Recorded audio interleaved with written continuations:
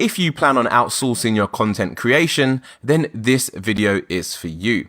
If you don't plan on outsourcing it and you want to write the content yourself, then that is also not an issue.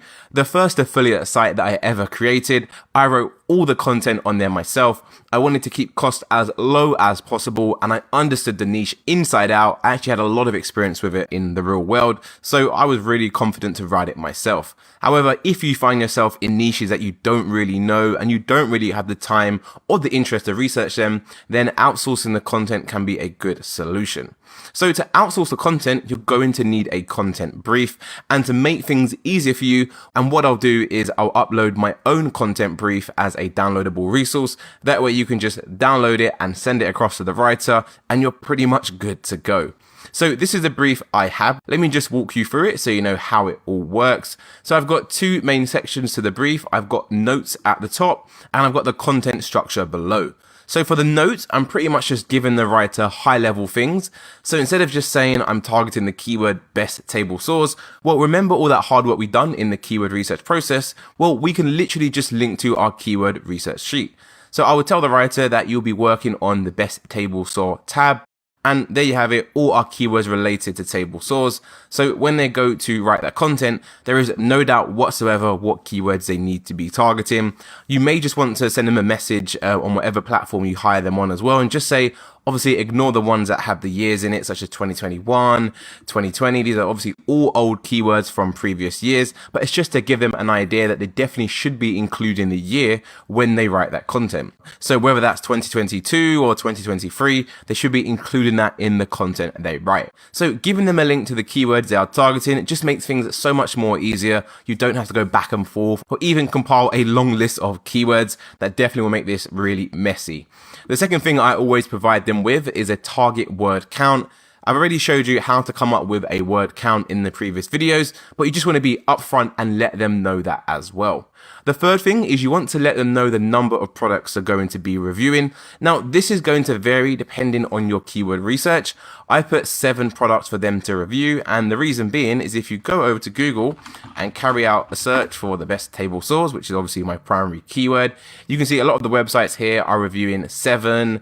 So I've just followed suit. However, there's no reason why you can't go above 7 and maybe go for 9 or even 10. As sometimes you're going to find when you do your keyword research, you're going to see lots of keywords such as best table source, top 10 table source, which of course, if you do, you want to make sure you review 10 table source. However, I didn't have any 10 in my keyword research. I just had top rated. So that can relate to any quantity of table source. Pretty much give them an overview of the number of products they are going to review.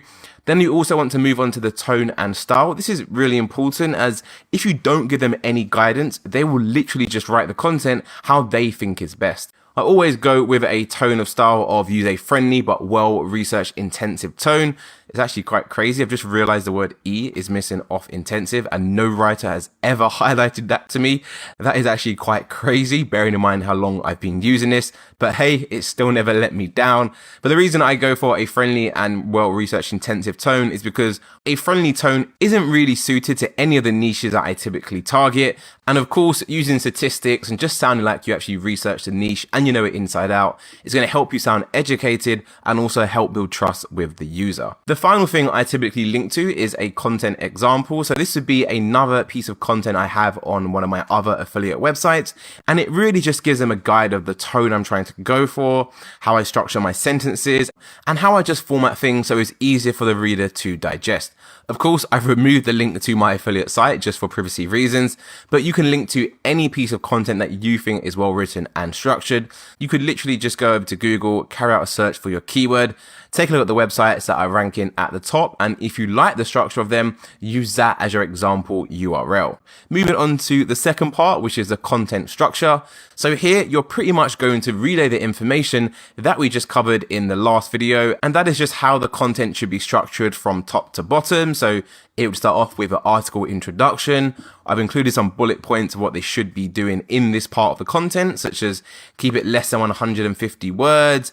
I've gone for include interesting statistics about the table saw industry, which, if you remember, is one of the intro strategies I like to use.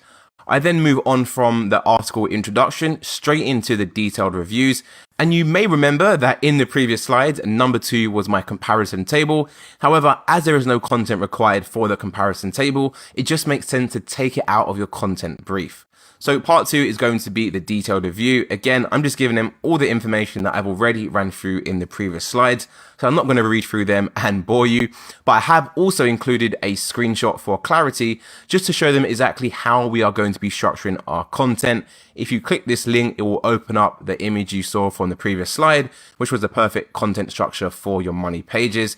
So you're more than welcome to go ahead and use this image. Don't worry, I'm not going to sue anyone for intellectual property rights. You are all more than welcome to use this image when you are hiring content writers. And lastly, we have the buyer's guide, which should basically just summarize the article and highlight all the key things that people should consider when purchasing a product.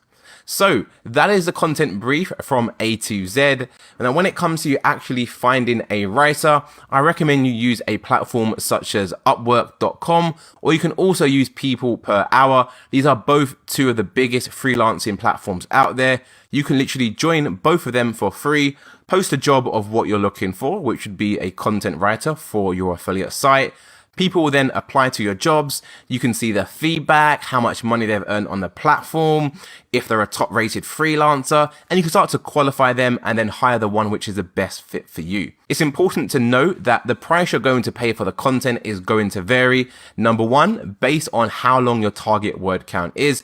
And number 2, how qualified that content writer is. If that person has earned a lot of money on the platform and they've got lots and lots of reviews, then it's more likely they're going to charge more for that content. That's it for this one. Thanks for watching.